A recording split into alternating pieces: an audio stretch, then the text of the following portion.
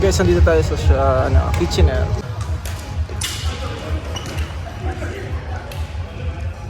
Dami naglalaro.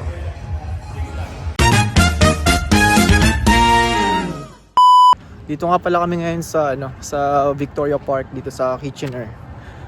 Ano lang aksidenteng napadaan lang kami dito kasi dito kami dinaan ni Google Map. Tapos ayun, nandito na kami. Maganda siya maganda yung lugar. May mga flowers and then may parang maliit na lake. Kaya pumasyal muna kami.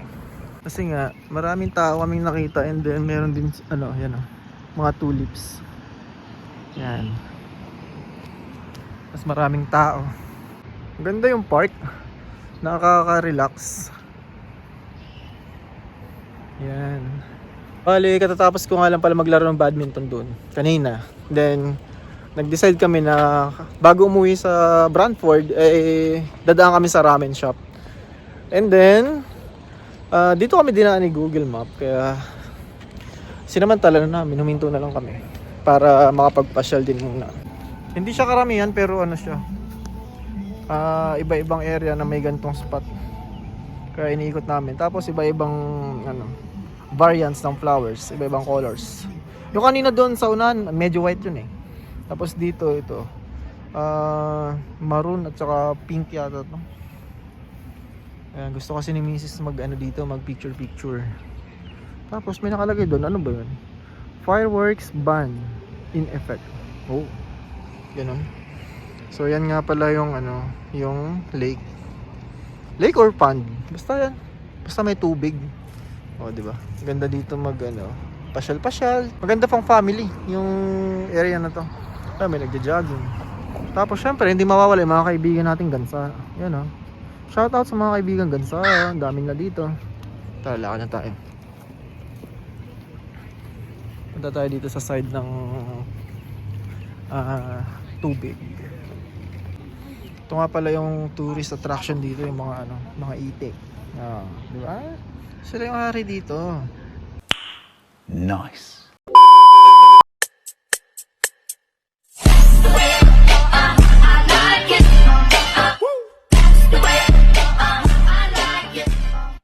One day later. Hello guys, magandang araw sa inyo lahat. Hapon na naman at Sabado nga pala ngayon.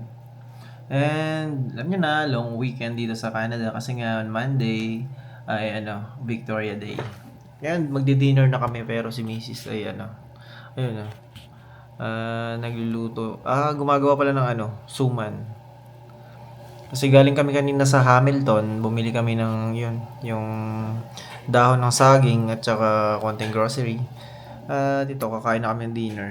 Ito nga pala ulam namin ginataang langka at saka dinuguan. And si Lods, shoutout sa'yo Lods. Pinapanood kita ngayon. Shoutout nga pala kay Arnold Booker. Hindi namin alam kung anong gagawin namin kasi long weekend. Di alam saan pupunta. Baka nasa bahay lang or bukas mamamasyal. Kasi kahapon na ako kahapon. Pumunta kami sa Kitchener kasi naglaro akong badminton. So dapat ngayon yun pero nangyari na kahapon.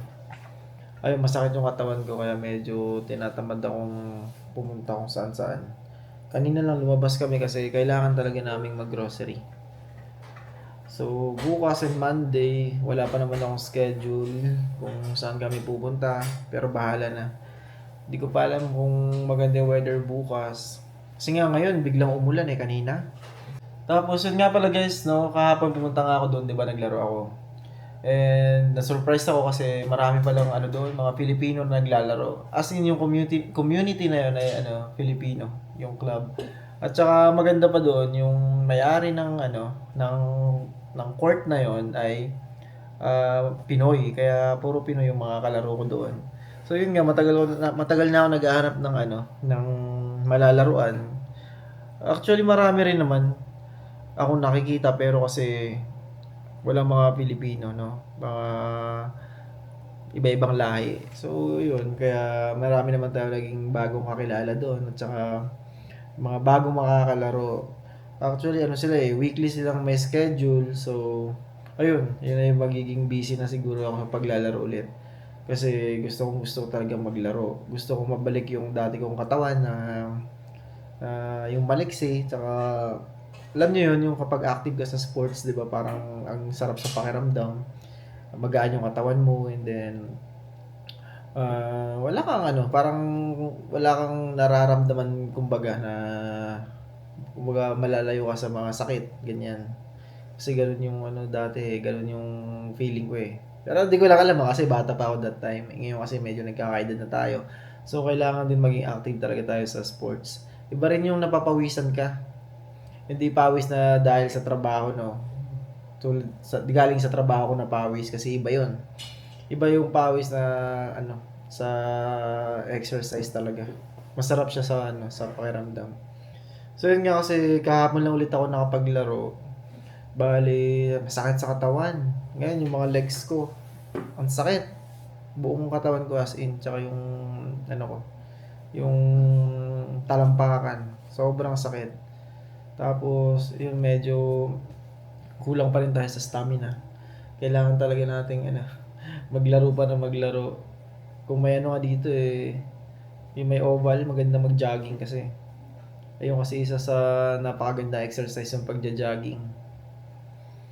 Kaya yun, may mga rin daw sila doon, may mga tournament din daw sila ngayong July. So, hopefully makasali na tayo, kaya kailangan talaga mag-practice para makasabay ako doon sa kanila. Kasi sila malalakas yung resistensya kasi nga ilang buwan or taon na sila naglalaro regular talaga na walang tigil.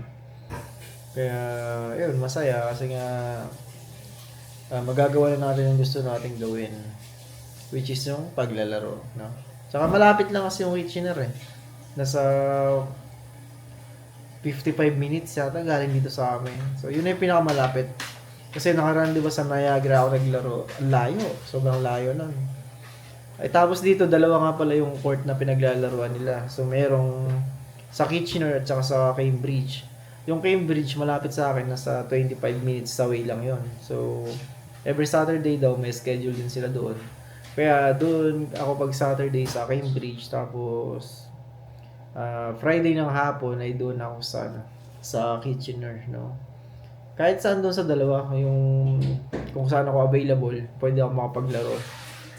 It's either Friday or Saturday, even Sunday, may Sunday rin sila, pero masyado ng nakakapagod yung kapag 3 araw. Siguro isang beses or 2 beses sa isang linggo, okay na yun. Tapos napakamura lang din ang laro kasi kahapon, sabagay drop-in lang siya ako. $10 lang binayaran ko. Tapos nakailang oras akong laro. Parang tumagal din 2, magta-3 oras yata. Talagang sulit na sulit yung laro ko kahapon doon. Kaya na push limits yung katawan ko Tapos nung nararamdaman ko malapit na ako mapulikat kasi nga hindi ko na may hakbang yung mga hita ko. Sabi ko, in the middle of the game, sabi ko, stop na ako, sabi ko. Ramdam ko na. Ito na yung limit ko. Kaya yun, buti ka nakapag-drive pa pauwi kasi yung mga paa ko namamanhid na talaga. As in, magka-cramps na siya. Next week, baka Sabado, laro ako. Kasi Friday may schedule akong medical. Kumusta? Good na.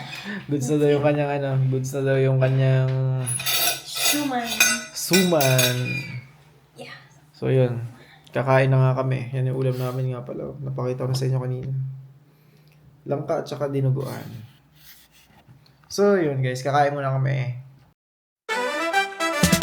Rolling slow, yeah.